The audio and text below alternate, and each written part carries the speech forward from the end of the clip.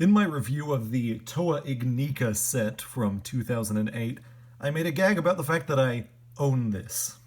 You see, I have no idea why I own this.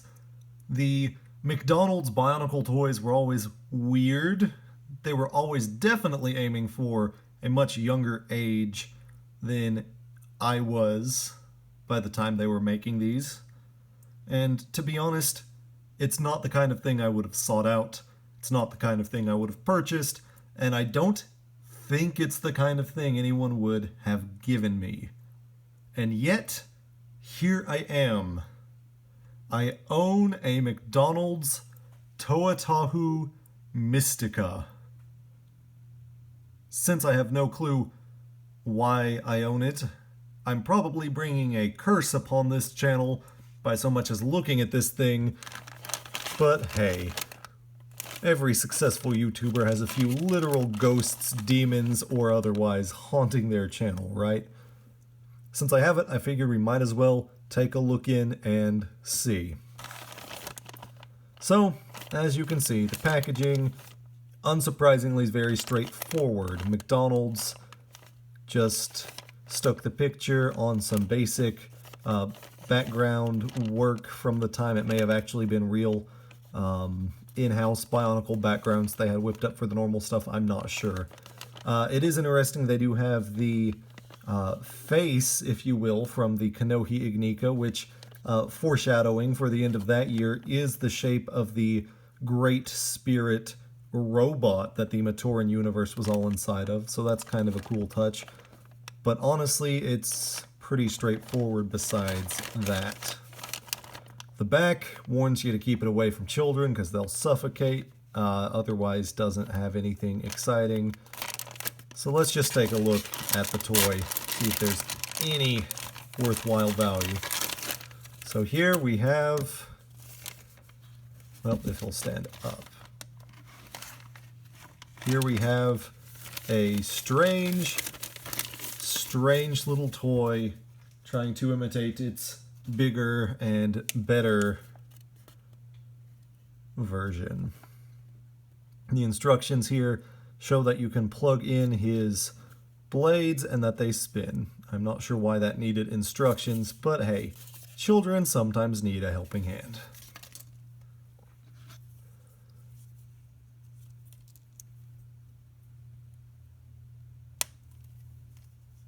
And yeah,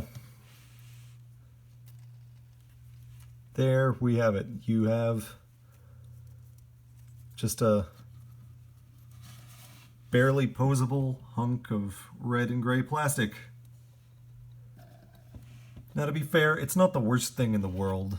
McDonald's toys, they're obviously going to be cheaply made, but they're kind of sturdy, especially these. I vaguely remember when the Paraka from 2006 were made into similar toys. They did the same thing with some of the Baraki in 2007, so it's nothing really unusual there. It's pretty much the same. The design itself is actually pretty detailed. They went the extra mile in imitating a lot of the pieces. Like, they didn't have to imitate the piece that held his blades on, but they did.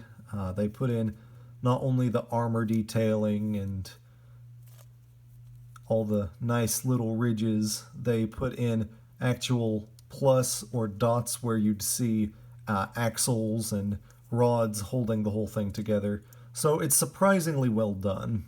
You can even see on the back the piece that a Matoran would be mounted to. Like, again, they didn't have to go that extra mile, so I'll give credit. They did the best they could with a very not posable figure. Now, I obviously can't criticize McDonald's for Toa Tahu's Mistika design, which is, just to be blunt, the worst Tahu design, visually speaking.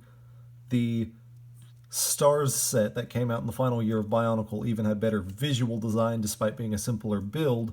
That's not McDonald's fault. Yeah, I honestly don't really have much more to say. It's a figure that stands in one pose, and it has some spinning blades.